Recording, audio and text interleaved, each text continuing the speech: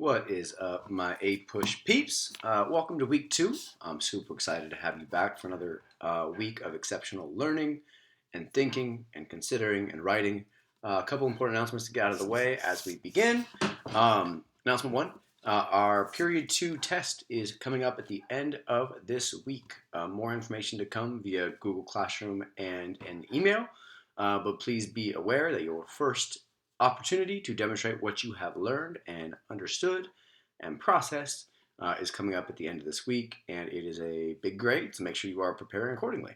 And that's one of the reasons why I insist so strongly that you watch the entire video, that you take good notes, that you engage in class, because this class is very, very, very fast-paced. So any opportunity to fall behind means that it becomes that much more difficult to catch up. So that's coming. More news on that to come. And then we'll get into period 3, which is going to cover the road to the American Revolution and the continuing revolution to create political institutions that we still see in our society today after the American Revolution, the war part at least. So that's what's coming. But for today, here is your video that's going to cover really the broad strokes of this week's content engagement. I'm pretty excited about our live session this week. Got some good text analysis for us to do together. Some good discussion we'll be able to have as a group, as well as I'm pretty excited about your distance learning activity this week as well, which will give you an opportunity to engage in some visual review of some of the key concepts that we've covered in this brief introductory unit as well. So there are good opportunities this week for you to get the help you need, to get the review and the resources that you need. But let me urge you right off the bat to make sure that you are staying on your A game, that you're taking care of your business, that you're using your time wisely. Because time is all we have. Can't be wasting it. Let's get to work. Today we're going to talk about the development of colonial society and culture. So we spent all of last week, really, really, really important week. So I'm going to urge you to really revisit the key concepts from last week. But we spent last week talking about the development of colonial regions, right? The New England region, the Middle Colonies, the Chesapeake and the Deep South. We talked about the development of the colonial economy based on mercantilism. We talked about the development of colonial politics based on salutary neglect and the colonies being left alone really to self-govern, to make their own decisions locally, as opposed to having somebody far away make political decisions for them. So those are really the foundational pieces for what happens colonization-wise going forward, which means then that today we need to talk about the development of colonial society and culture, kind of the what comes next. And I put this into 3 buckets, if you will. Anglicization, which is the process by which somehow, this will make sense by the end of the week especially, somehow the colonists become farther from England in their identity, but more like England in their society and their culture, right? They want so badly to be like a mini version of England society and culturally that they're going to begin establishing their own identity politically and to a smaller extent economically, while ensuring that their society and their culture actually resembles England to a great deal. So Anglicization is going to happen, and two of the best examples I can give you of Anglicization is the First Great Awakening, a religious movement that we'll talk about first here today, as well as the Enlightenment, an intellectual, political, scientific movement that we'll dive into as well. So with that, this will be the end of our period 1 and 2 experience as an 8-Push fam. If you talk to any of the kids from previous years, period 1 and 2 are cool. Period 3, 4, and 5 is when things really get heated up and going. So you need to understand these things to understand what comes next. But I understand that the beginning can often be a little bit dry, a little bit old, a little bit. These people are around forever ago. Who cares? I care. You should care. But you can care about the next stuff more. It's okay. Cool. So let's get cracking. I decided to include your College Board key concepts today. So this is what the College Board says you have to know. The big ideas of the content that you're going to have to grapple with. And the big one here is that the movement of people, which we talked about a lot last week, right? The migration and the commerce and the people in the Atlantic system that are coming aren't just coming as people, right? They're coming with ideas and thoughts and goods and culture and societal developments. These people and these ideas, right, together across the Atlantic are going to contribute to the development of American culture over time. That's the big picture for today. 2 sub-concepts that are worth knowing is that there is a significant degree, if you look down here, of pluralism, which is kind of like an intellectual diversity, if you will, and intellectual exchange, in the sharing of ideas, which are later only increased the sharing of ideas, the sharing of diverse viewpoints by these two movements that I've already mentioned, the First Great Awakening and the spread of European Enlightenment ideas. And second, the British colonies, as I told you in the very intro, are going to experience a gradual Anglicization over time. So they're going to base a lot of their institutions, their commerce, their political institutions, their culture, what they want to wear, how they want to build their house. All these things are going to be based on English models, based on the English way of doing things, and that's only going to be enhanced further by the fact that we have to buy all of our manufactured goods from England, right? Mercantilism.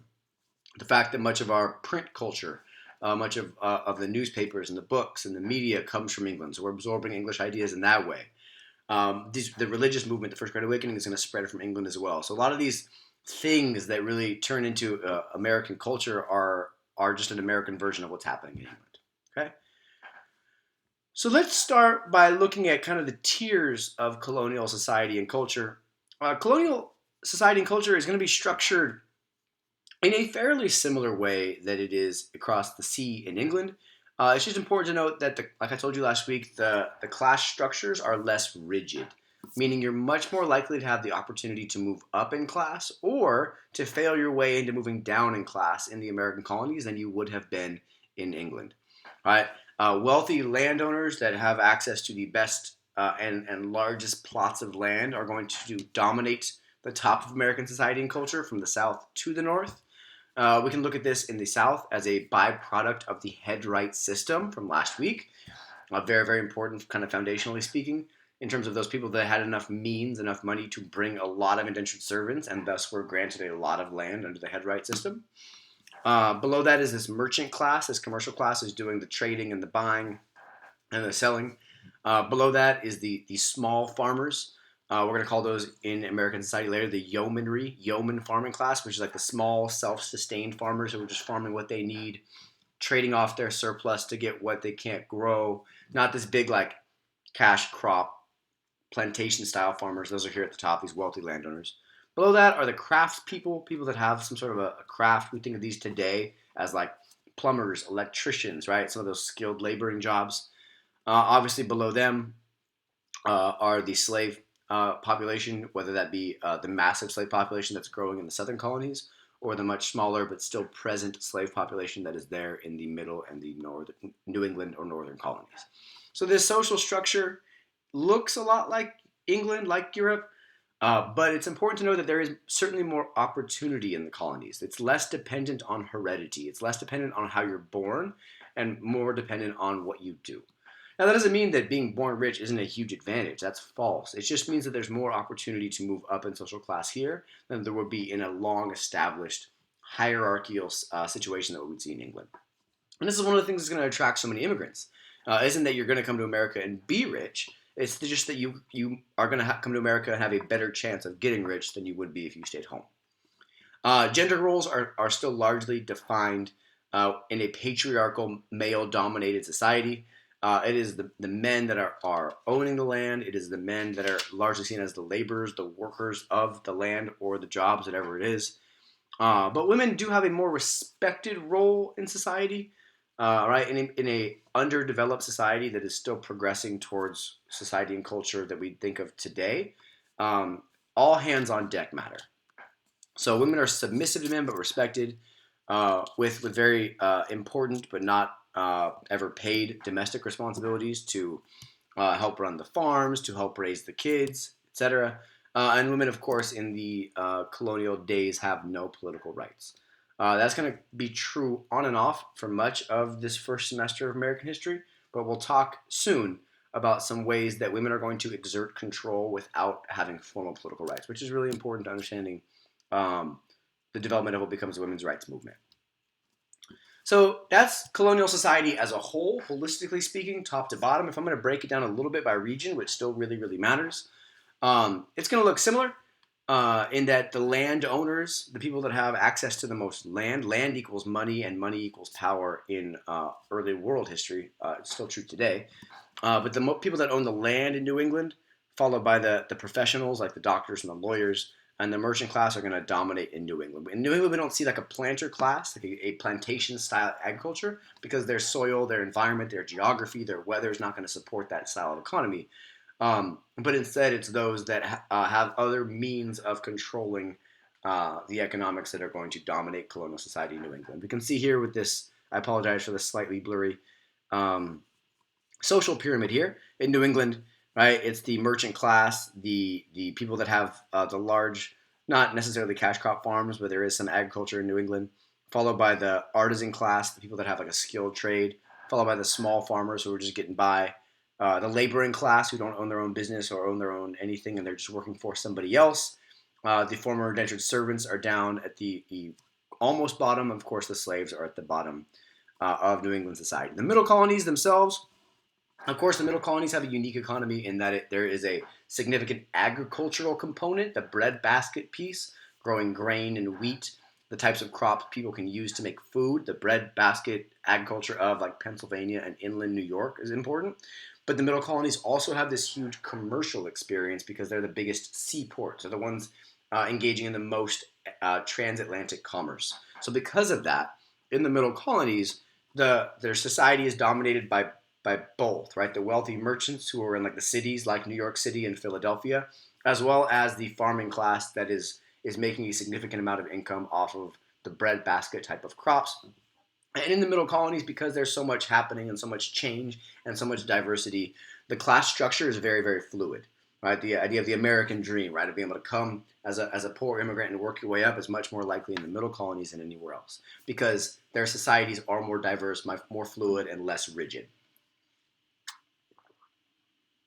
Southern colonies, far less so, far less so, dominated by the planter class, the small class of people, maybe the 5% or so, who own the biggest chunks of land, the most slaves, selling the most tobacco. Slavery is much more prevalent, as we talked about last week, in the colonial structure of Southern society. And the Southern colonies have a very rigid social structure, which will hold true really for the next, where are we? Call it 1700, next 160 years, really, about the planter class on top, the yeoman small farmers down below, the landless whites, and then a big and growing slave population that is at the foundation of Southern society. So society as a whole is similar across regions, but also there are these sub nuances that I'd like for you to be able to account for, especially in your writing with colonial differences.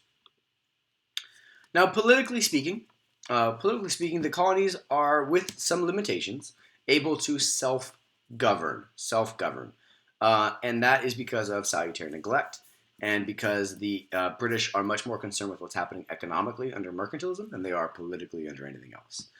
So we see most of these colonies are going to create bicameral, meaning this is an important term for later. Bicameral, it's right there, meaning two houses as legislative assemblies.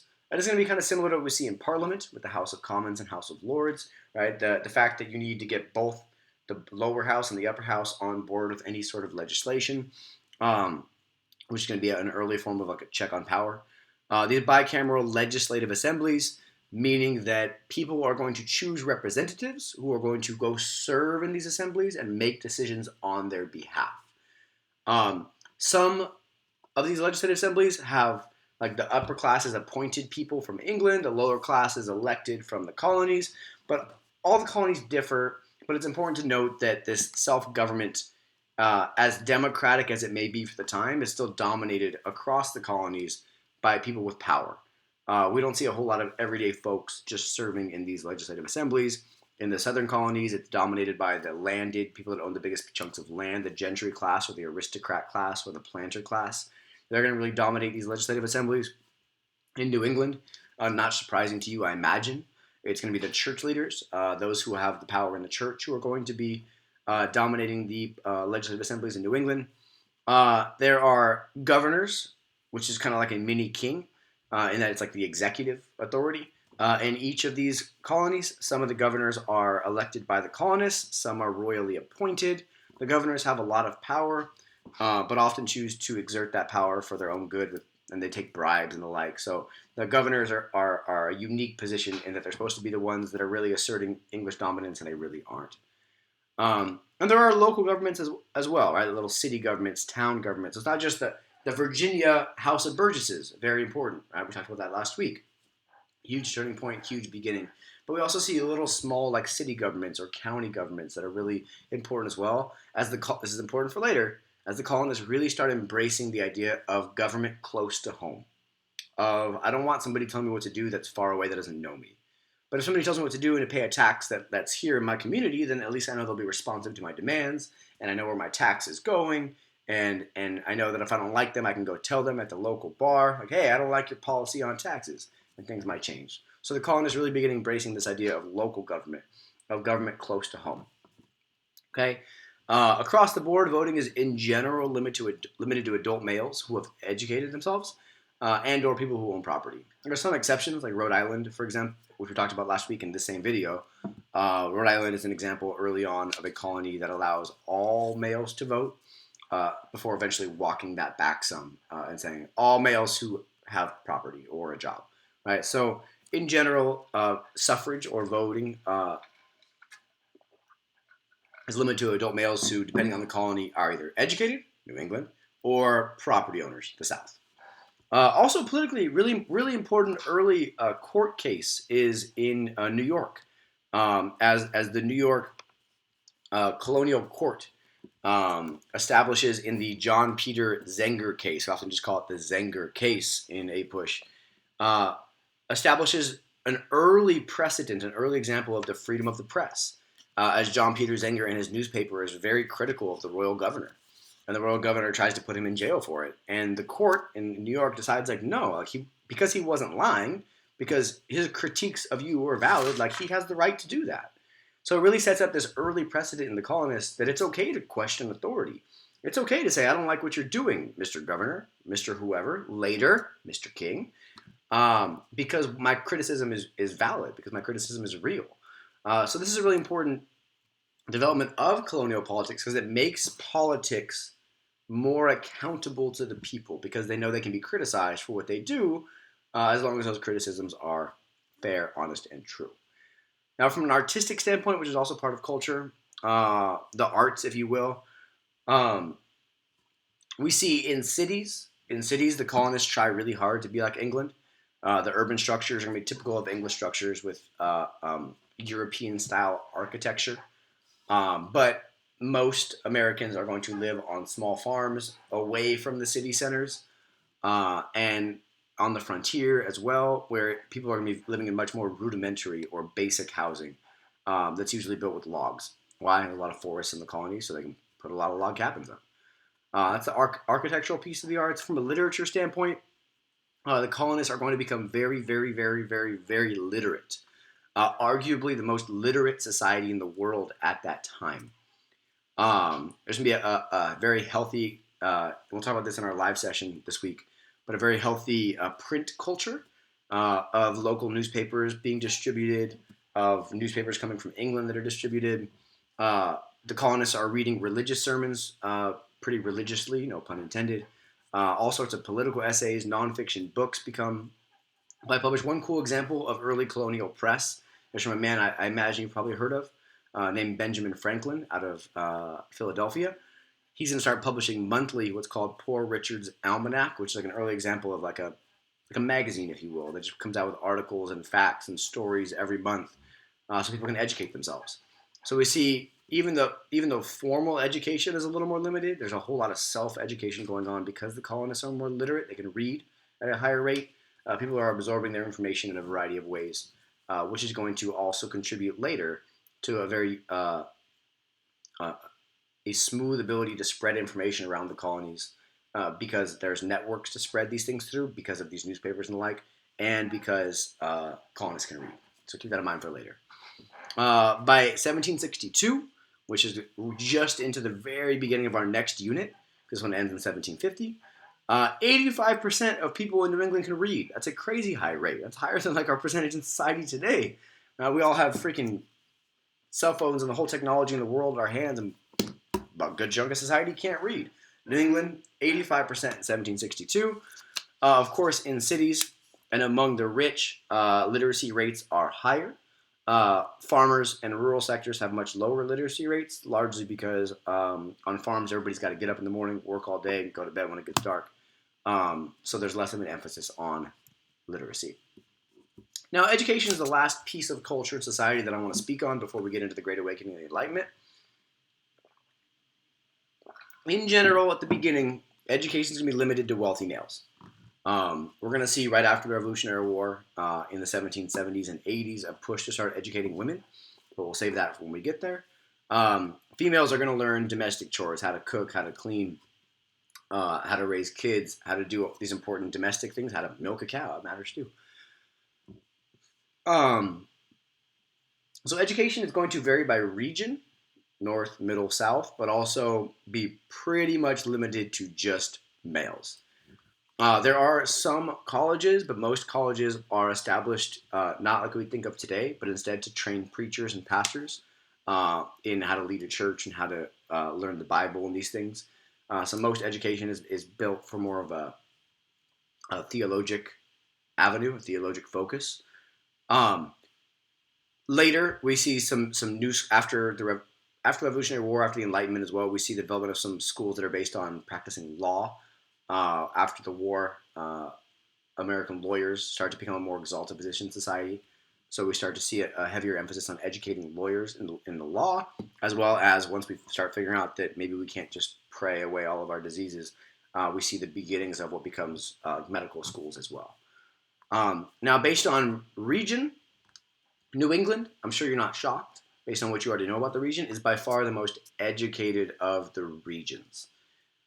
There's a law passed in 1642 by the colonies in New England that states that parents are responsible to teach their kids to read the Bible, because of course it's a very, very, very religious society, and to read laws, because they like people that follow the rules, that do the same things everybody else, right? The city on a hill ideology from last week, super important. It'll be in your test. Know that city on a hill ideology.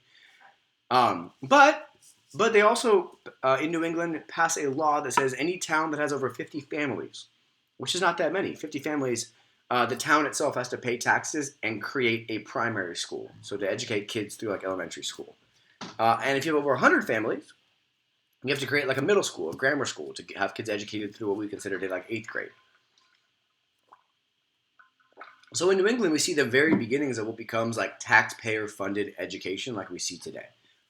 Which is pretty cool. Pretty literate society because they want their kids to be able to read the Bible and engage in the same type of religious discourse that they did, and one of the reasons why they came to America. In the middle colonies, we see the development of some private education in some of the richer communities and some church education in some of the churches that have a larger following, whereas in the southern colonies, there's a much, much more limited education basis because of the full-on agricultural lifestyle that people are leading. Now, the elites in the South that have all the slaves working for them, or earlier the indentured servants working for them, like they'll be becoming educated because of like private tutors, but we don't see this like a formalized system of education happening in the South for a long, long time. All right, so then let's get into religion, because religion is a really important piece of today's puzzle. We've talked about this a little bit already. In New England, which is right, I'll get my little pointer out ready for y'all. Right here in the northeastern part of society, we see for the most part Puritan and Congregationalist churches, which is really the same idea of like this perfect style of following the letter of the law in the Bible. Right, the Puritans came because they wanted to purify the Church of England to get rid of any Catholic influences. But in New England, because of that, we see, for the most part, dominated by Puritan Congregationalist style churches. Of course, Rhode Island's a little different, like we know from last week, because all the people that don't fit in New England, in Massachusetts or Connecticut, get shipped off to Rhode Island. But Rhode Island has a little more of an Anglican or the Church of England influence. As I told you earlier, the middle colonies are the most diverse. So here we have in the middle colonies, not just like I showed you last week on the ethnicity map, but here we have on the religious map, just as much religious diversity. A huge influence of the Lutheran Church, of Presbyterian churches, of the Anglican Church in New Jersey and on the Pennsylvania frontier. We also see a bunch of these little red squares are Roman Catholic churches. We We see Baptist churches and Jewish churches and the German Reformed Church and Quakers, a bunch of Quakers in Pennsylvania. So a huge melting pot of religious ideas in Pennsylvania as well. Visitor to Pennsylvania here in 1750 has a pretty cool quote. It says, "We find there Lutherans, Reformed, Catholics, Quakers, Mennonists, Anabaptists, Huron hunters," I don't know what that even is, "Moravian Brethren, Pietists, Seventh-day Baptists, Dunkers," LeBron James, "Presbyterians, Jews, Mohammedans," Muslims, and pagans who don't even have a religion. So here in Pennsylvania, we have this, which shouldn't surprise us, knowing what we know about Pennsylvania from last week, we see this huge diversity of religious approaches in Pennsylvania. And in the middle colonies, of course, because of the diversity, we see a huge amount of religious toleration as well. So that's important religiously in the middle colonies. In the South, as you can see, it is dominated by the Anglican Church. The Church of England is Anglican. So New England, dominated by Puritanism and Congregationalism, Protestantism. The South, dominated by the Anglican Church. The middle colonies, a whole hot mess of all sorts of religions going on, which kind of backs up our point earlier about colonial diversity in the middle colonies. Good. But even in New England, things are going to start toning down just a little bit in terms of like their crazy rigidity, their crazy expectations for perfect religion.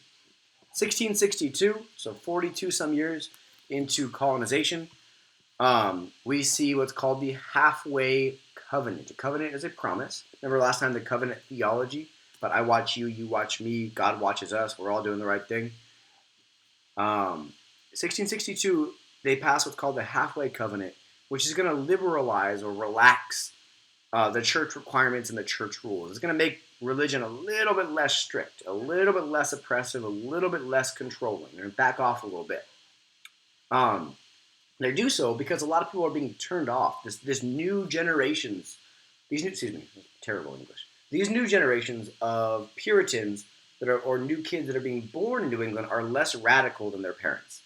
I think of this as the way that many immigrant families, the farther they get from the generation that came to any country, has less in common with the country of origin. So the language, the culture, the customs, etc. As time goes on, people become more like where they are and less like where they're from. Okay? So in this case, these new generations of Puritans are less pure. So the church has to either reform or die. And in this case, they reform. They liberalize and relax these church requirements.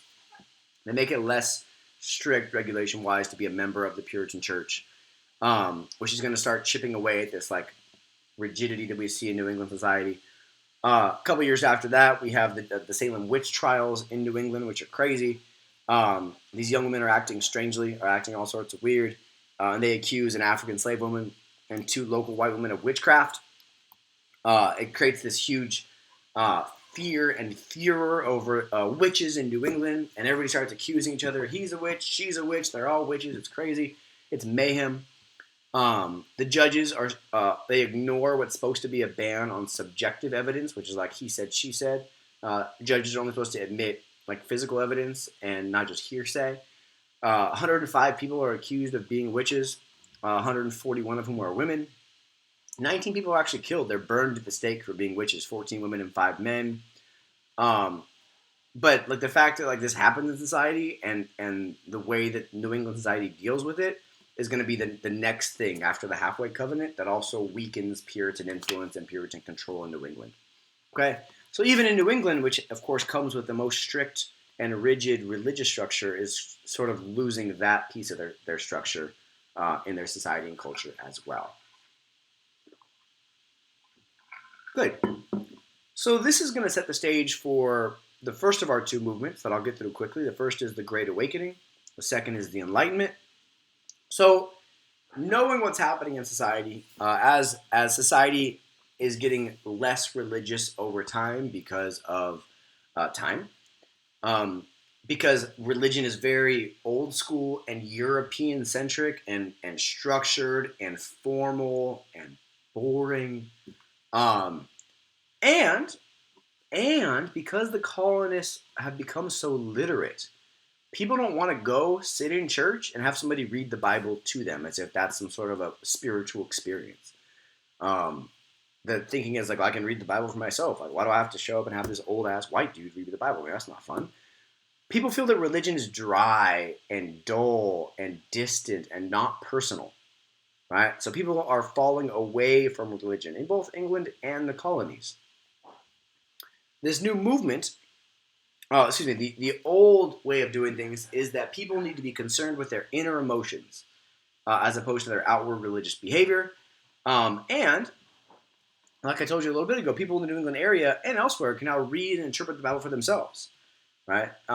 More of an individualistic approach. So as people are moving away from church because church is boring and old and rigid and too structured, what's going to replace that, the old style of church, is this new movement called the First Great Awakening. The First Great Awakening. And this would be a really important example of evangelism. Evangelism is a really important word for the rest of APUSH. And it's the kind of religion that urges you to go out and spread the religion to everybody else. I got to go spread the good news. That's what evangelism translates to. So the First Great Awakening is going to wipe across the colonies, beginning in New England, and then moving south as well, beginning in the 1730s, in this aggressive movement to convert people to this new form of Christianity, this new form of worship and belief.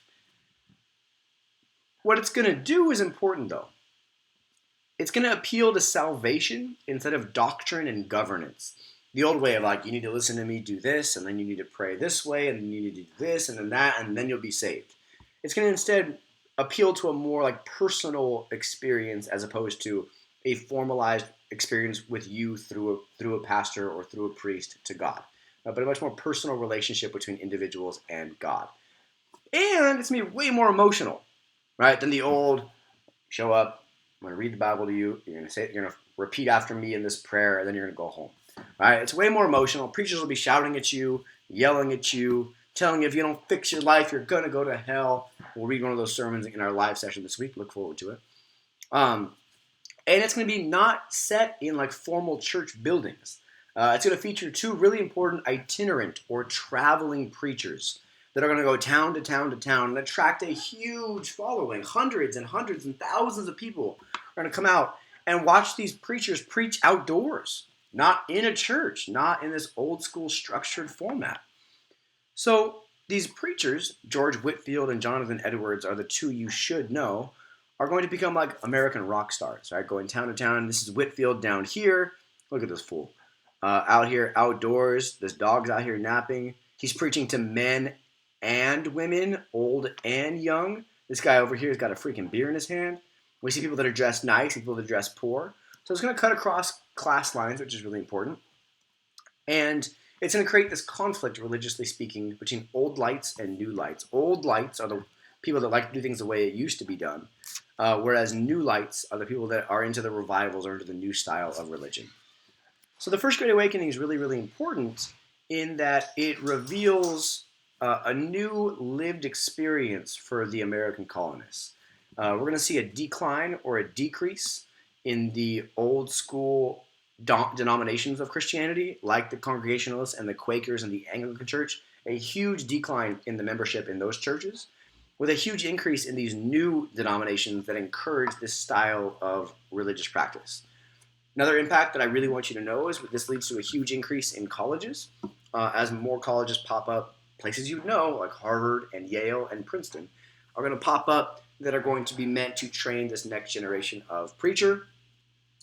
We're going to see churches begin to accept worship together with African Americans and Native Americans. And women here, because of the First Great Awakening, are first granted any sort of formal right, which is the right to speak and vote on church issues. So the First Great Awakening is really going to do a really important thing, and that's it's going to democratize religion. Meaning it's going to democratize, of course, comes from the word democracy, which means choices. But it's going to give people more choices in how they practice their religion. And it's going to kind of break down these formalized barriers in society. That's really, really important for what comes next. Additionally, it's the first thing that happens to all the colonies. It doesn't just happen in New England or Virginia or South Carolina. It's the first truly what we call American event. It's the first thing that happens to all the colonies, and therefore it's a kind of a bonding experience amongst colonies who don't see themselves as one unit. I often call this the first shared experience in the colonies. So here's Whitfield out here living it up. I often call this like the world's first rave. Right? It's like one of those outdoor like desert festivals that people go to and enjoy outdoor music. Instead, you're outdooring with this guy with his cool dress preaching about the Word of God. Additionally, it's all about, and this is going to be important for later, individualism, right? Making your own choice about what kind of religion you want to practice, making your own choices, taking your own responsibility, as opposed to listening to formal authority that tells you what to do. So, of course, it makes the colonies way more religious. That creates this birth of way deeper religious convictions. But additionally, not just more religious, the colonists embrace this boldness that allows them to confront religious authority, to say to your like formal religious practice, like, you're not cutting it for me. I'm going to go to that church outside down the road. It's going to kind of shift the responsibility onto the churches to meet the needs of their people, as opposed to vice versa. People meet the demands of their church. So really, it's going to put the people in power. And it's a great example, this is one of my favorite phrases for this week, of challenging established authority. In this case, the established authority are the churches, whether it's the Anglican Church in the South or the Puritanical Church, Congregational Church in New England. But in both cases, people are going to be challenging the established authority, right? And then we're going to see that this is going to translate then to people also then challenging other styles of established authority, like maybe a king. And again, it's going to make the colonies more into the idea of self-governance, not just politically, but religiously as well. Second movement, and then that's it for our day, is the polar opposite, because it's not about religion, it's about science and reason and intellect. Right? Religion is based on faith, on belief, without seeing. That's what faith means. Science is based on proof, which is the opposite of faith. And yet, the Enlightenment and the Great Awakening work hand in hand to make the colonies see the world a very different way. So I hope you're asking right now, like, how could two such opposite movements have a similar effect? Well, don't worry. That's why I'm here, to tell you. So the Enlightenment is an age of intellectual ferment, or growth of thought. It's not nearly as well defined as the Great Awakening, which is, of course, 1730s and 40s, because this covers centuries of time. It, of course, begins in Europe, so this is another thing that comes from Europe over to America. It's influenced by the 17th century European Enlightenment. And what it's going to do is use science and reason and thought to solve political and religious problems. It's going to take moral philosophy as more valuable than what the church says. So, like, being able to make your own decisions based on your own morality, your own thought process, your own thinking, your own intellect over what the pastor in your local town says is right. Some important names to note in the American Enlightenment. Benjamin Franklin, here he is again, of course, the author of Poor Richard's Almanac, is going to be really responsible for the American Enlightenment from a science and political standpoint. You may know he flies the kite, discovers electricity, all kinds of cool things. Thomas Jefferson is going to become really influential in the American Enlightenment, politically speaking, and we'll talk about him a whole lot in the next unit. And Benjamin Rush is a really cool example of an early American doctor who's going to embrace the idea that we should not just accept like the established way of thinking about illness and disease, but rather like begin exploring and looking for scientific proof for how to solve medical problems, which is, of course, new and different. Enlightenment, monumentally important. The Great Awakening, of course, deals with more of a spiritual revival. This is more of a scientific and intellectual revival, often called the Age of Reason. And again, it's an example of Anglicization, because it comes from Europe, moves to America, but because Americans are so literate, and because the Americans are so eager to embrace English ideas, it spreads like wildfire here as well. So a couple key ideas before I call it a day. Its basic foundation is that every problem, whether it's a social problem, a political problem, or an economic problem, can be solved through reason, by logic, through some application of the scientific method. Think about it, try it, experiment with it, see if you can solve it on your own. Nobody is saying go to the establishment, ask the king, ask the priest, ask the pastor. No, people should be solving these problems for themselves. Additionally, governments aren't there to tell you what to do. Governments aren't there to tell you the right answer. Governments are created to make sure that society is neat and orderly and follows a structure so that if things are stable and orderly and structured, you as an individual can promote your own individual progress. Some of the names behind this are Thomas Hobbes, Jean-Jacques Rousseau, John Locke are important names.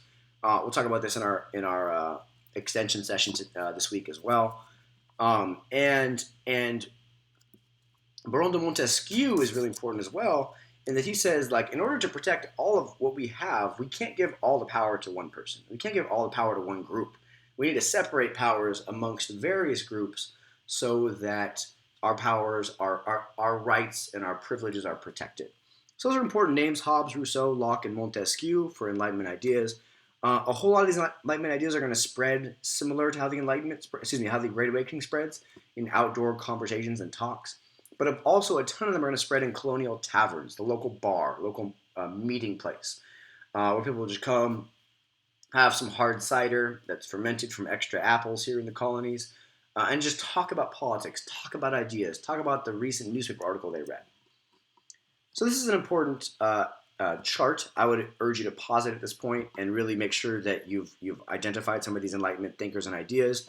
But John Locke's going to give us the idea of natural rights, of that all humans are entitled to life and liberty and property. Not that everybody gets property, but you're entitled to pursuing it.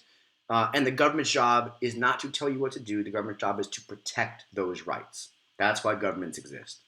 Montesquieu, like I just told you a minute ago, is going to give us the idea of the separation of powers that splits power amongst individuals or groups so that one group or individual doesn't become too powerful and take away people's rights. Voltaire is a name I haven't given you yet, but he gives us the idea of freedom of thought and expression, like we see in the Zenger trial that I talked about, that individuals should be free to express themselves, that nobody can tell us how to think, that we should have the freedom of speech, for example, and the freedom of the press, and the freedom to assemble and get together in groups and say we don't like the government. Voltaire also gives us the ideas of religious freedom, that the government should not be able to tell us what religion to practice. So while they're different, the Enlightenment focuses more on thought and science as opposed to religious ideas, and the Enlightenment is going to impact government and society as opposed to church. They're going to focus on different spheres of society. Both have in common this huge emphasis on individualism, on making your own choices, on doing your own thing, on doing what's best for you.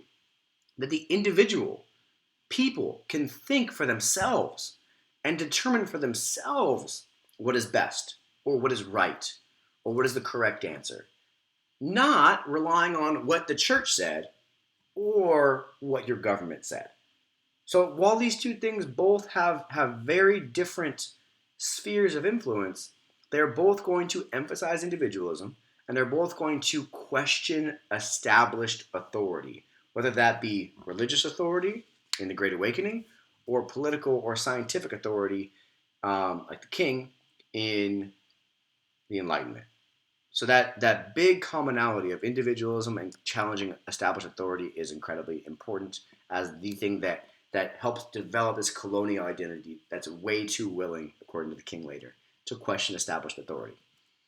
I will leave it here off this slide for you.